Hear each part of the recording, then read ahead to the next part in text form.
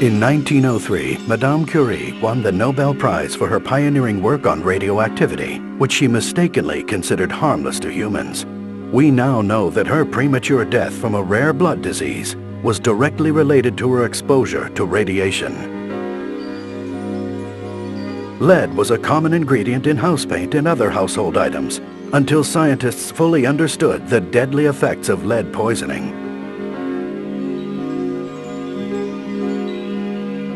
Until the 1980s, the federal government was reluctant to stand up to the powerful tobacco industry, even though millions had died of smoking-related diseases.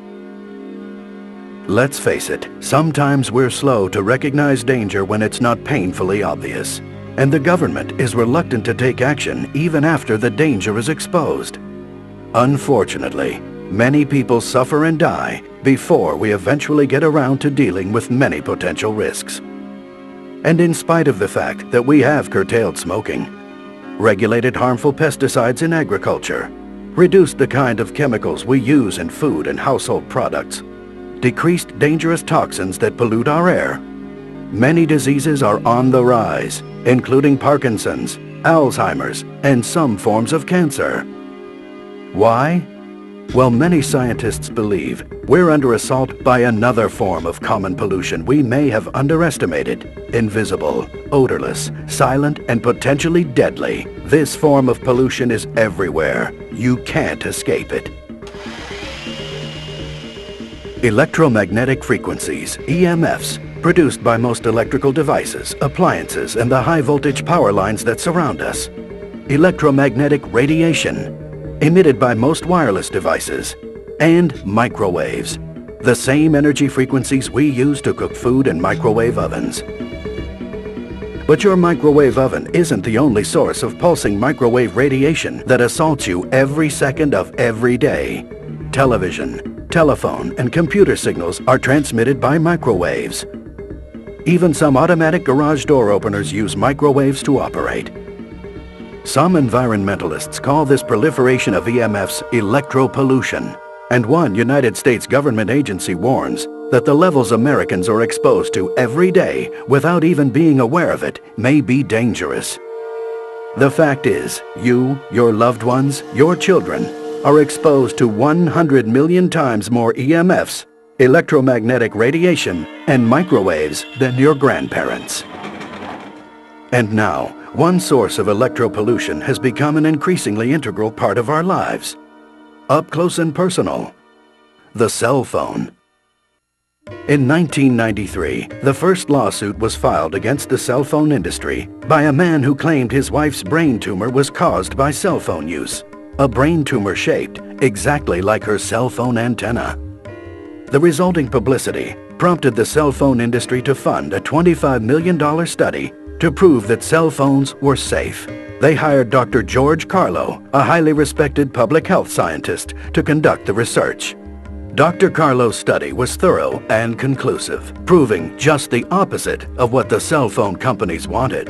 In fact, Carlo found a strong connection between cell phone use and brain tumors, neurological disease, and genetic damage. The scientific evidence is mounting daily. Brain cancer is up 25% since cell phones became popular. Every year, there are 183,000 more cases in the US alone. And this may just be the beginning. Like smoking and lead poisoning, the damage from electropollution is cumulative and may take years, even decades, to reveal itself. But every exposure may adversely affect your health. Several renowned neurosurgeons believe radiation from cell phones and other mobile devices are directly related to the 21% increase in brain tumors in children. Children and teenagers are at greatest risk from electropollution damage because their skulls are thinner, they have more brain fluid, and their bodies are not fully developed. How much time does your child spend on the cell phone every day? And how will the constant barrage of electromagnetic radiation from cell phone use affect your child's health in 5 years, 10 years, 20 or more years? And if you think using a hands-free set reduces your risk of exposure to deadly radiation, think again. According to research commissioned by Britain's Consumer Association, Conventional hands-free sets may actually increase electric field strengths inside a user's head by 3.5 times. It appears that the headset wire acts as a concentrating aerial that attracts and channels radiation toward the head, not just from your cell phone, but from all sources of EMFs, electromagnetic radiation, and microwaves in the vicinity. In a recent study, neurosurgeons at Lund University in Sweden proved conclusively a link between radiation emitted from cell phones and brain damage. The researchers attached cell phones to the cages of rats and exposed them to intermittent electromagnetic radiation for only 2 hours, emulating typical cell phone use. 50 days after that single 2-hour exposure, the rat's brain showed significant blood vessel leakage, as well as areas of shrunken, damaged neurons. Researchers concluded that if human brains are similarly affected, the damage could produce significant long-term mental deficiencies.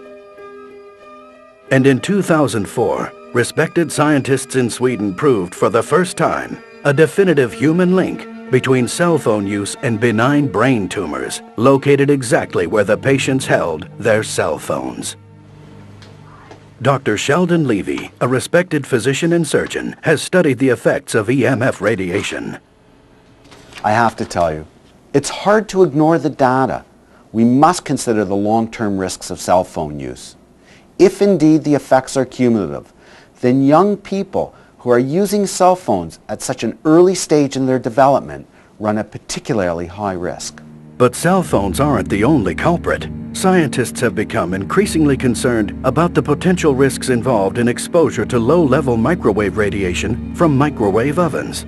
Keep in mind, like all forms of radiation, you may not see or feel the microwaves that escape your microwave oven. But don't underestimate the power of this insidious form of electropollution. Just think, it only takes about a minute to boil a cup of water in a microwave oven. Disconcerting when you consider the human brain is 90% water. Certain body organs are particularly sensitive to this thermal effect or heat generated by invisible microwaves. Your stomach, intestines, and bladder are especially sensitive to thermal damage from high levels of microwaves, EMFs, and electromagnetic radiation. Likewise, the testes are very sensitive to changes in temperature. Exposure to high levels of microwave energy can alter or kill sperm, producing temporary sterility. According to one study, men who kept their cell phones in their pockets experienced a 35% reduction in sperm count. And there is no escaping this invisible menace. Electropollution is not limited to cell phones and microwave ovens. Home computers, laptops, cordless phones, televisions, refrigerators, hair dryers, coffee makers, even our cars add to the daily accumulation of electropollution that may be pushing us closer to a national health crisis. Do you or your children use a laptop computer or a video game console? Do you use these devices on your lap? Consider this. Scientists are exploring the connection between EMFs from the electronic devices we use on our laps and the astounding 50% increase in testicular cancer over the past 20 years. One important study in the U.S. found a link between those who work in an environment with high EMF exposure and neurodegenerative disorders, such as Alzheimer's disease, Parkinson's disease, and Lou Gehrig's disease.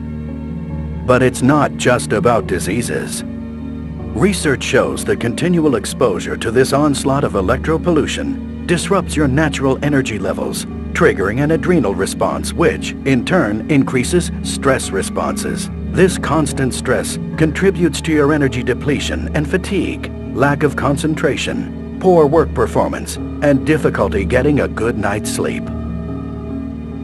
Based on the research that I've reviewed, I'm convinced that the chronic exposure to electromagnetic frequencies plays some role in the dramatic increase in stress-related diseases and conditions that we've been seeing. If electropollution is so dangerous, why doesn't the government step in and do something about it? Government officials will tell you that the studies are inconclusive, that they're waiting for long-term human studies to prove beyond a doubt that cell phones and other commonly used appliances, which bombard us continually with radiation, are truly harmful. Can you afford to wait? Are you willing to put your health and the health of your loved ones on the line while the government spends years confirming what so many respected scientists already consider an international health crisis? You don't have to.